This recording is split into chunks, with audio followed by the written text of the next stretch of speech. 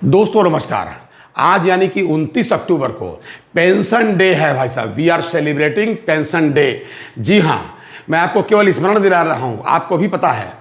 जी हाँ, आज हम जिनकी बदौलत पेट भर रोटी खा रहे हैं सम्मान से, वो उन महान विभूतियों को याद रखना बहुत आवश्यक है। आज के ही दिन यानी कि 29 अक्टूबर 1993 को बैंकों में पेंशन लागू हुई थी और जिनके प्रयासों से लागू हुई थी उनको नमन करता हूं।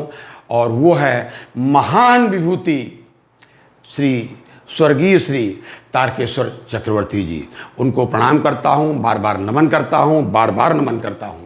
उन्हीं की वजह से हम लोग जो है सम्मान से इस समय घर में रिटायरमेंट के बाद ही किसी तरीके से रोटी तो कम से कम खा रहे हैं।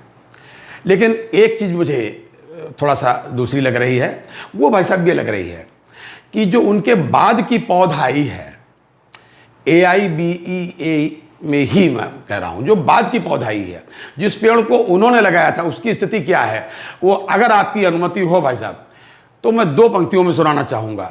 स्थिति बिल्कुल वैसी ही है भाई साहब जैसे महात्मा गांधी जी ने अपने तमाम प्रयासों से, मतलब और लोगों के भी प्रयास रहे होंगे, लेकिन महात्मा गांधी के तमाम प्रयासों से आज़ादी भाई साहब आपको मिली। लेकिन बाद की कांग्रेस ने क्या किया, माफ़ कीजिएगा मैं किसी पार्टी का नाम नहीं लेना चाहता, बाद के लोगों ने क्या किया जी, बाद के लोगों ने जो किया है मैं वो आपको याद दिला रहा हूँ। तो 2 पंक्तियों से भाई साहब आपको याद दिलाना चाहूँगा और वो पंक्तियाँ यहाँ भी बिल्कुल फिट बैठती हैं।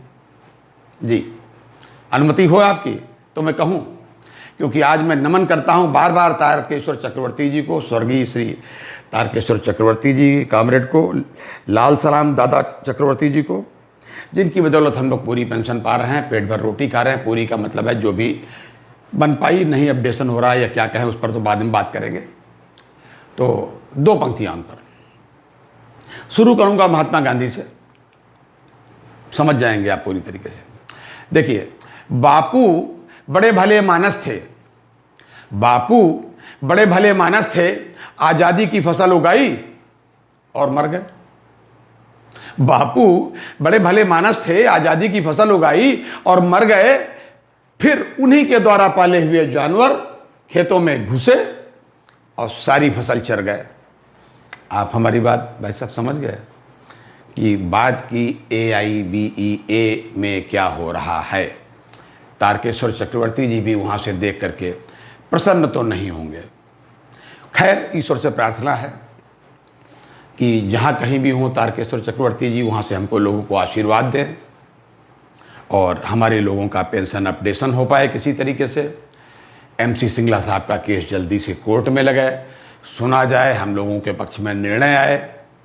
और यही तारकेश्वर चक्रवर्ती जी के लिए मैं समझ रहा हूँ सच्ची श्रद्धांजलि होगी। तो उनको लाल सलाम करते हुए तारकेश्वर चक्रवर्ती जी को मैं अपनी बात समाप्त करता हूं। बार बार उनके प्रति श्रद्धानुरत हूं और अगली बार किसी अन्य टॉपिक को लेकर फिर से हाजिर होऊंगा। तब तक के लिए इजाज़त दीजिए और अपनी सेहत का भाई साहब पूरा ख्याल रखिए। जय हिंद, जय भारत, नमस्कार।